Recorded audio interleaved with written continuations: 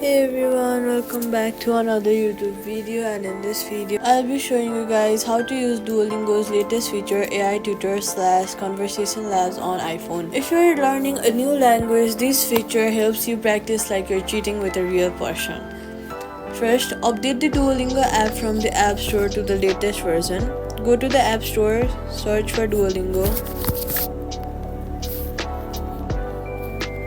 Then see if there is an update button available. Sometimes you will not be able to see the AI tutor options, so you will have to be on the latest version of the app. Next, what you're gonna do is open the app, and then mind you, this only works on the updated version of iOS, and if you're still stuck on an older iOS like iOS 14 or earlier, the feature may not appear even if the app installs.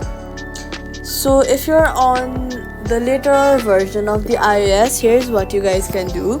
Open the Duolingo app and tap on the book or beaker icon labeled Labs or AI Tutor. The rollout may look different by account. Choose your target language and select the conversation practice. You'll see a chat box where the AI plays the role of a native speaker. Type or use voice to input to respond, and the AI will replay naturally in that language. You can type highlighted words for instant transitions or grammar tips.